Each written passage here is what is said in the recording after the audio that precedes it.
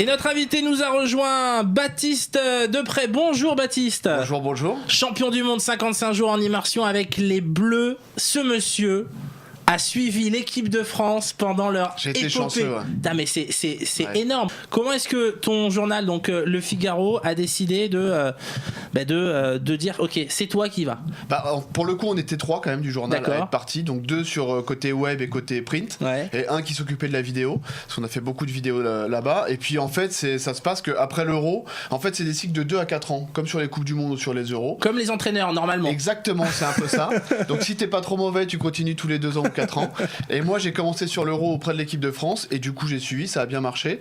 Et on m'a dit, écoute, tu partiras à la Coupe du Monde en Russie cet été. Et donc, effectivement, c'est un peu privilégié d'avoir été là-bas. C'est vrai que nous, on l'a vécu devant notre télé, de façon un petit peu... pas mal aussi. Bien sûr, mais bon, de façon un petit peu, au début, passive. La France n'était pas forcément vraiment derrière son équipe. Et puis d'un coup, on est rentré dans un engrenage et on avait envie qu'il gagne. Nous, on l'a senti vraiment à partir des 8e de finale, à partir du match contre l'Argentine. Non, mais vraiment, parce que nous, pour le coup, on était donc auprès de l'équipe de France, à savoir qu'eux, ils avaient un camp de base. Ils étaient à 80 km de Moscou, vraiment dans la pampa, dans la campagne moscovite. Tu racontes dans le livre que il y a rien à faire. Il y avait rien à faire. Il y avait rien à faire à part travailler, à part être... En gros, une journée des Bleus, c'était quoi? C'était nous, on les voyait tous les matins à 11h. Il y avait 2 joueurs qui étaient en conférence de presse. Et l'après-midi à 17h, il y avait un entraînement. Donc nous, nos deux obligations, entre guillemets, c'était ça. Et derrière, le reste du temps, nous, il fallait travailler. Mais eux, on trouvait vraiment particulièrement le temps long. Parce qu'ils étaient à l'hôtel, parce qu'il y avait les soins, il y avait les entraînements. Mais au-delà de ça, une fois que tu as joué à la console, que tu as joué au basket, et que tu es allé un peu sur Twitter ou regarder les informations... tu joues avec les extincteurs aussi. On en a parlé aussi, ouais. Il faut se détendre un petit peu. Quand on lit le livre, j'ai l'impression de revivre vraiment les yeux dans les bleus, mais le vrai, celui de 98. C'est vrai ? Ouais. Alors que le documentaire de TF1 était très très lisse. Là, on retrouve tout ce qu'on a envie de savoir. Même si on avait beaucoup d'informations parce qu'on les a suivis sur Insta, tout ça, on est vraiment à l'intérieur, on est avec eux. Le but du jeu, en fait, de ce bouquin, quand l'éditeur m'a proposé ça, c'était de raconter à la fois sous forme de journal de bord, parce que ça a duré 55 jours, et puis de mettre en avant forcément tout ce qu'on a vu, les informations et puis les matchs, raconter un petit peu le déroulé, mettre de l'ambiance, de l'atmosphère, et raconter aussi ce qui se passait un peu à l'intérieur du groupe, les différentes personnalités, parler aussi des hommes de l'ombre, à la fois Guy Stéphane qui fait la préface, qui est l'adjoint de Didier Deschamps, où je parle aussi dans le bouquin du cuisinier, ça va vraiment, c'est un peu les extrêmes, et j'ai essayé de balayer un petit peu large là-dessus, en mettant quelques petites anecdotes aussi, mais d'être le plus exhaustif possible. Ouais. Mais tu n'étais pas vraiment avec eux. Mais on n'est pas du tout avec eux parce que, comme je disais tout à l'heure, ils sont dans leur camp de base, à l'hôtel. Il faut montrer patte blanche pour rentrer. Interdiction pour nous de rentrer. Ils étaient dans une forêt, donc sécurité impossible pour nous. Il y avait des loups autour. Non, mais c'était un peu ça. Et nous, il y avait 3-4 hôtels à côté où, là, à peu près 100-150 journalistes qui suivaient l'équipe de France étaient dans ces hôtels-là. Mais on avait vraiment contact avec eux. C'était le matin pour les conférences de presse, 2 personnes.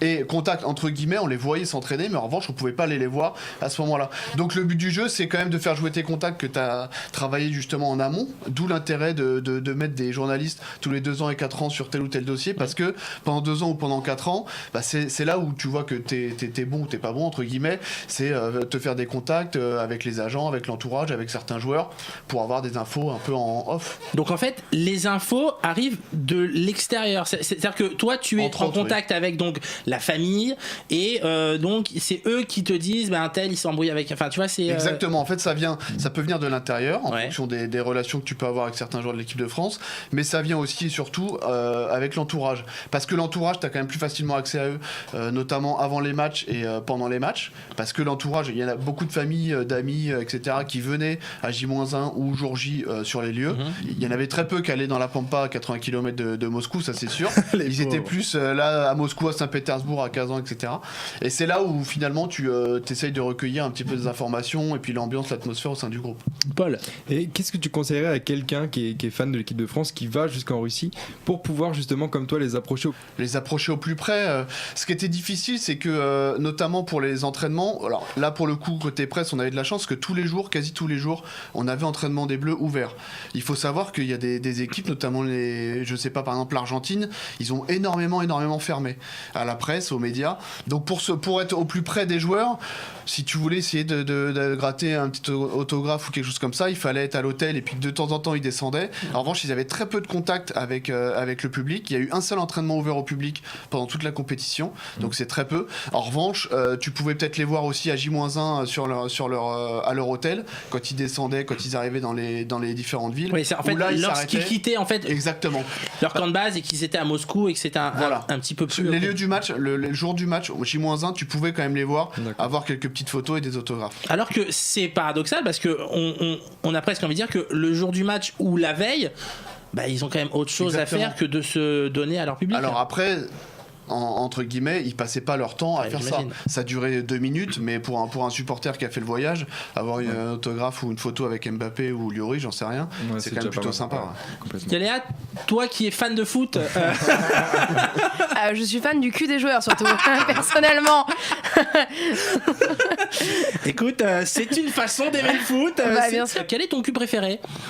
Écoute, de cette saison-là, parce que moi j'ai vécu 98 aussi, et j'étais plutôt fan de Robert Pires. Attends, 98. Vous le croyez ça, l'équipe de France est championne du monde en battant le Brésil 3-0. Je crois qu'après avoir vu ça, on peut mourir tranquille, enfin le plus tard possible, mais on peut. Alors, donc, la petite anecdote sur 98, c'est que j'avais 2 ans. En fait, mais va te faire voir, toi, d'accord. J'en avais 10. J'en avais 20, moi. Ma mère m'a raconté qu'à cause de moi, elle a raté tous les buts parce que j'avais envie de faire pipi à chaque but. La pauvre. Et elle était aux toilettes pendant tous les buts, en fait. Elle a rien vu en direct. Tu vois, en 90 minutes, tu fais pipi 3 fois, toi. Exactement. J'avais 2 ans. Mais tu peux mettre une couche. Justement, pour revenir à 98, on se souvient tous ce qu'on faisait. Alors, donc Paul était aux toilettes. Léa, toi, tu faisais quoi Robert Pires. Voilà, c'est ça. J'avais 10 ans, j'étais en colonie de vacances et c'était un peu obligatoire. J'ai eu l'impression, on était tous dans une espèce de salle polyvalente et ils avaient installé la télé dans cette salle et j'ai l'impression qu'il n'y avait pas d'autres activités à faire. Donc j'ai regardé la Coupe du Monde. C'était probablement le premier match de ma vie entière que je regardais et on a gagné et ça faisait plaisir à tout le monde et je me rendais pas compte, je pense. Pourtant j'avais 10 ans, j'étais plutôt vieille, mais je me rendais pas compte du tout. Toi, tu étais où, Baptiste ? Moi j'avais 15 ans, j'étais au fin fond de l'Indre-et-Loire, à côté de Tours, dans la maison de campagne des grands-parents. Ah ouais, tu vois, on était loin des Champs-Élysées. On était loin des Champs-Élysées. Non, mais ça reste un super souvenir en famille et tout. On se souviendrait à vie comme tout le monde. Ouais. Bon, puisque personne ne me pose la question, je vais quand même vous dire ce que j'étais. Alors t'étais où, toi, Arnaud ? Moi j'étais sur les champs. C'est vrai ? Avec un grand drapeau et tout. J'étais comme un. T'as cassé des vitrines un peu ? Ouais, bien sûr. Attends, j'ai volé chez Louis Vuitton, tout ça. Non, c'était non, parce que je trouve que même en 98, il y avait une telle bonne ambiance. Je me souviens pas qu'il y ait eu des casses ou des choses comme ça. Non, de mémoire, peut-être un petit peu, mais pas tant que ça. Il y a pas une madame qui est morte quand même à un moment donné ? Ah bon ? Mais si, je crois qu'il y a eu une mort. Mais écoute, on va vérifier ça parce que. Ah bon ? Ouais. Ah bon ? T'es sûr de ça ? Non, mais c'est bien d'oublier ce qui s'est passé il y a 20 ans et de se souvenir que de juillet de cette année qui était catastrophique. C'est bien, c'est beau. On va revenir à notre équipe donc l'équipe de cette année, donc les 22 joueurs et 23 même. Oui, excuse-moi, 23, 22 c'était à l'époque, c'était justement en 98, il y en avait 22, maintenant il y en a 23. Tu commences le livre avec l'épisode Rabiot qui refuse d'être suppléant. Est-ce que tu penses que il a fait la plus grosse bêtise de sa vie et que il ne reviendra plus jamais en équipe de France Alors il y a deux questions dans ta question. La première, c'est que la plus grosse bêtise de sa vie, ça c'est sûr. Ouais. On sait pas, il aurait sans doute pas été à la Coupe du Monde parce que suppléant ça dépendait finalement d'un forfait. En revanche, après il reviendra plus jamais, ça je pense pas. Mais il s'est toujours pas excusé publiquement, il a pas cherché à voir Didier Deschamps et c'est un peu le problème. En plus là, Didier Deschamps, ça lui donne raison sur tous les choix qu'il a pu effectuer. Et là-dessus, c'est un peu le problème quand tu discutes avec l'encadrement de l'équipe de France. Avec cette nouvelle génération, Didier Deschamps me disait l'autre jour qu'elle a du mal. Didier Deschamps me disait l'autre jour. Non, mais attends, parce que la classe dans ce que tu viens de dire. J'ai eu la chance de le faire en interview à la rentrée au mois de septembre à Monaco, parce que lui habite sur la Côte d'Azur. Et il peut pas venir avec toi, il aurait pu venir. Là, pour le coup, je pense qu'il est sur la Côte d'Azur. Et il me disait notamment que le souci un des soucis de cette nouvelle génération, c'est qu'elle avait du mal à s'excuser, à faire le premier pas. Ils sont pas tous comme ça, mais c'est un peu la difficulté, le souci d'Adrien Rabiot aujourd'hui, parce que c'est un super joueur, mais au niveau de la mentalité, il y a 2-3 choses. Il a trop d'orgueil en fait. Bah entre autres, oui, c'est un compétiteur, mais il y a des façons de faire. Je pense qu'ils sont tous compétiteurs. Quand t'es footballeur de haut niveau, t'es compétiteur, mais tu dois accepter aussi en tout cas, de respecter les choix du coach. Et en plus, lorsqu'on voit son coéquipier Mbappé, qui joue dans la même équipe, qui vaut des centaines de millions d'euros, enfin, on sent qu'il est proche de son public, il est vraiment là pour eux, et il donne vraiment à ses équipes. Il donne énormément, à la fois sur le terrain et en dehors. Après, Adrien Rabiot avec les supporters, il a toujours été clean. Il a toujours été vraiment, pour le coup, quand il était en équipe de France, il jouait le jeu aussi. C'est juste qu'il a une personnalité un peu à part. Ça dénote un peu dans cette équipe de France, mais oui, ça restera une grosse erreur pour lui d'avoir fait ça. Aujourd'hui, les joueurs, qu'est-ce qui a vraiment changé pour eux, à part le fait d'être sur le toit du monde? Quand on les voit, notamment sur les séquences de l'équipe de France, ils sont entre guillemets toujours pareils. Déjà par rapport aux médias, dans la relation qu'ils ont avec nous, ils sont quand même assez ouverts, assez disponibles. Mais encore une fois, j'ai eu la chance de faire Paul Pogba le mois dernier en interview. Tu es mon nouveau meilleur ami, Baptiste. Et en interview, c'est ce qu'il me disait. Il me dit, tu peux pas te rendre compte finalement de toutes les tentations qu'on peut avoir depuis ce titre de champion du monde, parce qu'ils sont rentrés dans une autre sphère. Et il me disait avant, j'avais du mal des fois à Manchester d'aller manger au restaurant avec mes parents, etc., etc. Et il me dit là, c'est encore pire entre guillemets. Ils se plaignent pas du tout de la situation, parce que c'est quand même extraordinaire, mais ça a ses petits côtés négatifs, notamment vis-à-vis, autant pour eux c'est pas gênant, mais c'est ce qu'il me racontait, c'est que c'est plus par rapport aux enfants ou à la famille sur au restaurant ou ailleurs, où ils aimeraient avoir un petit peu plus de tranquillité, mais c'est un épiphénomène dans tout ce qui leur est arrivé depuis le mois de juillet. Les Bleus sont champions du monde pour la deuxième fois dans l'histoire du football français. Deschamps est au sommet du ciel, et les Bleus aussi. Hugo, Benjamin, Raphaël, Samuel, Paul, Antoine, Olivier, Kylian, Golo, Blaise, Lucas, Steve, Alphonse, Presnel, Adil, Djibril, Benjamin, Thomas, Corentin, Steven, Ousmane, Nabil et Florian. Ils sont champions du monde. Toi aussi, tu les connais par cœur, tous les prénoms? Tous les prénoms, bah oui, forcément, quasiment, à force d'écrire sur eux, tu penses comme, enfin pas comme eux, mais tu dors avec eux, tu manges avec eux, tu sais, pendant presque 3 mois, tu penses qu'à ça, quoi. Moi, ma femme, on pouvait plus. Des fois, je faisais des rêves, je faisais la liste de Didier Deschamps, c'est des trucs, c'est improbable, parce que t'es conditionné, ça se travaille aussi en amont, et puis pendant, c'est pareil. Léa, t'avais une anecdote sur la finale? Ouais, je me suis endormie. Non, mais c'est quoi cette fille? C'est pas possible, ça. Tu t'es endormie? Ouais, je suis endormie, j'étais crevée, c'était en plein milieu du festival d'Avignon, j'étais morte. Tout le monde, dans la maison, toute ma troupe regardait le match, et les buts m'ont réveillée, mais sinon je me suis endormie. Ils hurlaient comme des fous, ça m'a réveillée, hop, je me suis endormie. Mais qu'est-ce que tu fais dans cette émission? Explique-moi là, dis-moi, et je m'intéresse au foot. Honnêtement, dans celle-ci, je ne sais pas. Mais j'attends de voir si le petit livre est illustré. Oui, justement, exactement. Il y a plein de photos donc, qui nous permet de donc retracer l'épopée des Bleus. Moi, j'aimerais revenir sur ton métier de journaliste. On sent quand on les livre que tu as vachement galéré aussi pour aller chercher les informations, et c'est vrai que c'est une facette qu'on ne connaît pas trop, parce que quand les entraînements sont fermés, toi, à un moment donné, t'es quoi? Tu vas monter dans le stade pour te cacher dans un endroit. Enfin, c'est MacGyver, quoi. Comme ça paraît improbable. C'est Inspecteur Gadget, même. C'est ça. Après, j'étais pas le seul, on était de nombreux journalistes à faire ça. Et en fait, au fil du temps, au fil de la compétition, on était moins en moins nombreux, parce qu'on s'est tous fait choper par la police. Et en gros, ils nous ont tous dit soit on vous prend votre accrède, soit vous arrêtez. Ouais, et les Russes, ils rigolent pas. Ah ouais, c'est ce que j'allais dire, quoi. Complètement, quand on me dit ça, effectivement, ils rigolent pas. Et puis même l'encadrement de l'équipe de France, au bout d'un moment, ils étaient un petit peu agacés par tout ça. Et oui, c'est un peu le jeu du chat et la souris, parce que en gros, dans une semaine d'entraînement, avant les matchs, 2 jours avant, t'as une séance à huis clos. Donc à huis clos, t'as pas le droit d'y aller. C'est fermé, il y a les policiers autour. Et nous, le but du jeu, c'était d'aller justement dans des immeubles, chez les gens, à droite à gauche, pour essayer de monter un petit peu, avoir un point de vue plutôt agréable, et voir quels étaient les changements opérés par Didier Deschamps. Et moi, je raconte dans le bouquin, j'en raconte plusieurs anecdotes où il y a une fois où moi j'ai le vertige. Donc à savoir qu'à 2 mètres de hauteur, c'est terminé, quoi. Et la première fois, on est monté dans un immeuble qui faisait quasi 7 étages, délabré, complètement abandonné. Et là, tu te dis, mais ça va, c'est pas possible. Et j'ai un collègue, Martin Mostier d'Eurosport, qui m'a tenu la main pour monter. Parce que j'étais en grosse difficulté. Ah ouais, c'est des grosses difficultés. Donc là, c'était un peu compliqué. On est à la limite du reporter de guerre, là. C'est ça, en fait. On va pas non plus exagérer, tu vois. Tu mérites le prix Albert Londres.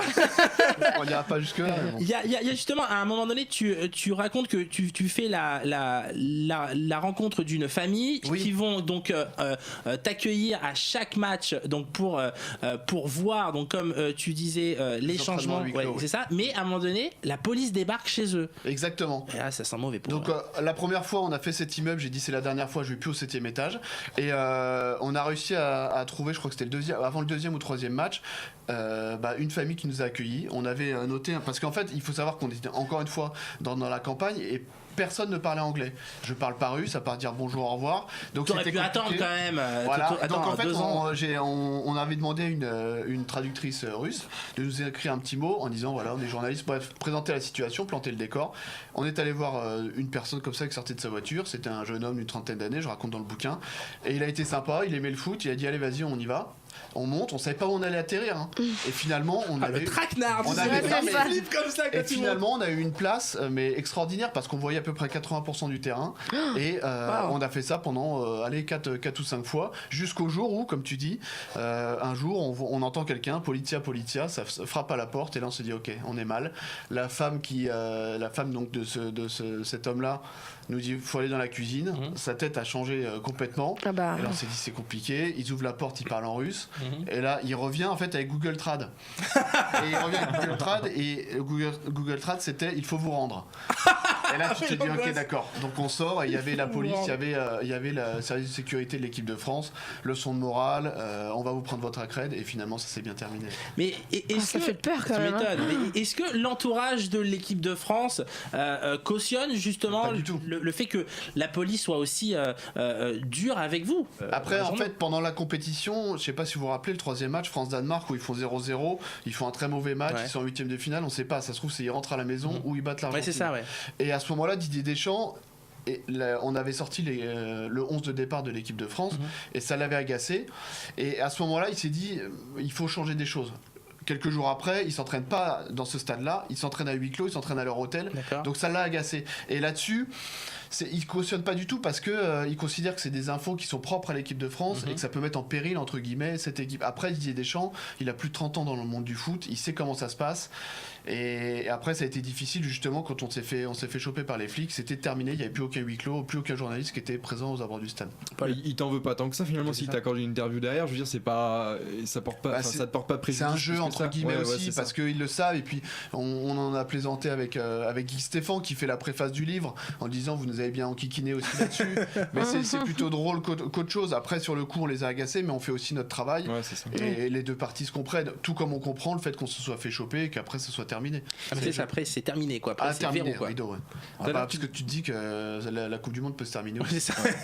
Tout à l'heure tu disais qu'il y a un journaliste d'Eurosport qui t'a tiré la main et tout. J'ai l'impression qu'il y avait vraiment une bonne entente entre vous, entre journalistes spécialisés, ce qui n'est pas forcément le cas partout entre tous les journalistes quoi. Oui, complètement, il y avait vraiment une bonne ambiance. On était plus de 100 journalistes, que ce soit presse écrite, internet, télé et compagnie, et c'était une petite troupe, hein. On avait l'impression d'être colonie de vacances, qu'on se voyait tous les jours.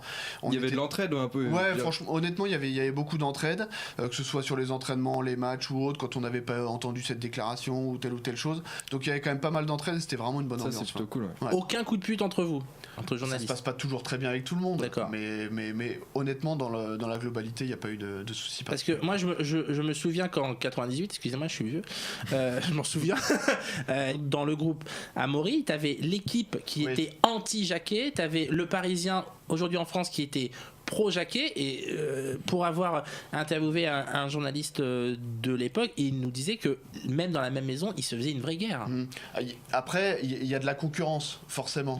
Il y a la concurrence pour avoir, par exemple, les compositions d'équipe, parce que c'est un enjeu pour certains, notamment pour l'équipe, pour le Parisien, ou pour d'autres, c'est un enjeu parce que ils ont le devoir d'informer, ils ont le devoir de, forcément, que ça apparaisse dans leur page. Donc là, oui, il y a une concurrence, là, oui, il y a quelques petits coups tordus qui sont effectués, mais encore une fois, dans la globalité, il n'y a pas eu de de soucis particuliers, c'était quand même une bonne ambiance. Après, tu pars 6 semaines avec une centaine de personnes, tu passes pas ton temps avec ces 100 personnes-là, tu choisis avec qui t'es, comme dans la vie de tous les jours, mais honnêtement, j'ai pas grand-chose à dire là-dessus au niveau de mauvaise ambiance. Est-ce que tu as senti vraiment l'évolution de cette équipe de France qui prend son envol, qui démarre très doucement et qui, c'est vrai, tu le disais, après l'Argentine, pour beaucoup, c'était fait. Alors que dans le groupe, on sent aussi qu'ils savent qu'ils vont aller au bout, mais ça tempère un petit peu. Bien sûr, ça tempère. Alors, il y a eu plusieurs choses. Il y a eu le deuxième match aussi, parce que le premier n'a pas été bon contre l'Australie. Le deuxième match, ils jouent contre le Pérou. Il faut savoir qu'ils jouent avec un terrain beau. Je ne sais pas si vous vous souvenez de ces tribunes là qui sont extérieures, qui étaient à plus de 40 mètres de hauteur. Un peu compliqué pour ceux qui ont le vertige, par exemple. et ce match-là, ils sont rentrés dedans pendant 20 minutes et tu te dis, ça va être compliqué. Ils réussissent à gagner, ils font pas un super match. Donc déjà, ça, c'était un premier point. Le Danemark, c'était un match avec les remplaçants. Ils étaient déjà qualifiés, donc on le met à part. Et après, l'Argentine, c'est là où tu sens vraiment. Moi, je me souviendrai toute ma vie de ce match parce que quand tu arrives, il y avait plus de 30 000 Argentins. Tu as l'impression d'être en Argentine. Tu as l'impression d'être à Buenos Aires. C'était extraordinaire. Et quand, vu le scénario du match, il y a 2-1 au début deuxième mi-temps, tu te dis, c'est une équipe jeune avec les Mbappé et compagnie, ça va être ultra compliqué. Certains se disaient, allez, c'est bon, on prend la valise, hop, on rentre à Paris. Et puis finalement, ils ont su trouver ce sursaut, cet orgueil. Et après, c'est monté crescendo. Et on a senti vraiment ce déclic. Et même au niveau du comportement, il y a eu un déclic extraordinaire à ce niveau-là. C'est ça qui les a soudés aussi. Mais complètement, parce qu'ils étaient dans un contexte ultra défavorable, avec des Argentins qui poussaient. T'avais Messi qui faisait pas non plus un gros match, mais c'était compliqué et ils ont su se relever de ça. C'est le jeu d'équipe qui a réussi finalement à les faire gagner, donc pour la suite ça a été vachement bénéfique, je pense. Complètement, et c'est ça, c'est une équipe qui a gagné, c'est pas une individualité. Il y en a dans cette équipe, mais c'est vraiment un collectif qui a su gagner, repousser toutes ses limites. Quand tu dis qu'il y a des individualités, tu penses à qui il y a des je pense par exemple l'Argentine, je pense à Mbappé, je pense à un Varane qui marque en quart de finale, en demi-finale. Benjamin Pavard quand il fait son truc, Pavard, complètement. Il y a des individualités qui ont su sortir du lot à un moment donné pour sauver l'équipe, pour la mettre en avant. Et puis après, pour le coup, au service du groupe. Et ça, c'est la force de cette équipe et forcément du coach aussi. On va finir par un petit quiz musical. Vous savez que les équipes de France ont toujours été accompagnées d'hymnes, pas forcément des réussites. On va voir si vous... Alors, c'est pas forcément que l'équipe de France, c'est le foot en général. Vous me retrouvez les interprètes. On va commencer par ça. Tout le monde joue là. Oui, tout le monde joue. Super nul. C'est la gaffe ça Non, c'est pas la gaffe. Non, c'est pas la gaffe. Mais c'est français. Non, vous vous souvenez pas Qu'est-ce que c'est? Non, je suis trop vieux moi, c'est ça. C'était Thierry Roland et Jean-Michel Larquet. Alors on va jouer avec. Ah oui, je croyais qu'il fallait dire un chanteur. Non, mais c'est pas forcément un chanteur. Alors allez, on va jouer avec ça. Ah bah c'est Shakira ça. Shakira, Waka Waka, exactement. Ah oui, c'était une très bonne Coupe du Monde pour nous ça, non? C'était la meilleure. Avec 2002, ça c'était vraiment... on va écouter, allez ça là. C'est Enrico Macias? Ouais, c'est Enrico Macias, exactement, avec Viva les Bleus. Vous... Non? Ça vous dira, c'était en 86. Moi j'adore cette chanson. Mais c'est vraiment Enrico Macias? Oui. Parce que je faisais une vanne moi. Faut savoir quand même. Ouais. Il y a Enrico, il y a Carlos, il y a plein de monde. C'est-à-dire que le rythme et tout, c'était la vanne quoi. Allez. Et la dernière. On va la pécho. C'est quoi? C'est Aluna. Ah ouais, d'accord. Cette année? C'est cette année, exactement. Ah ouais, donc toi. Mais c'était connu ça, cette année? Non. Merci. Non mais bon. Bon, ça quand même. Moi je connais Johnny moi. Ah oui. Tu l'as pas Johnny? Si, je l'ai. Elle est aussi. Ah, tout de même. On est tous ensemble. Ça aussi, c'est une belle réussite. C'est une belle Coupe du Monde, ça. J'ai remarqué qu'à chaque fois qu'on a des bons hymnes ou des hymnes un petit peu trucs, tu vas très très loin. C'est ça. Là cette année, c'était VG Dream. Là, ce truc, bon, c'était pas mal. Le livre de Benjamin Depré, champion du monde, 55 jours en immersion avec les Bleus, 55 jours avec les Bleus. Donc c'est aux éditions Mareuil. Si vous voulez vraiment, encore une fois, vous imprégné de ce qui s'est passé pendant cette Coupe du Monde. Je te dis, j'ai vraiment eu l'impression d'être dans les yeux dans les bleus, le vrai de l'époque, pas le reportage de TF1 qui était assez lisse en fait. Et c'est un peu ce qu'on pouvait le reprocher. Là, on a tout et en plus on a le point de vue d'un journaliste comme toi. Et voilà. Merci beaucoup d'être venu nous voir. C'était très sympa. Les snipers de l'info, 18h-19h, tous les vendredis sur VL. À Paris, Lyon, Marseille, Lille, Bordeaux et partout dans le monde. Écoute VL.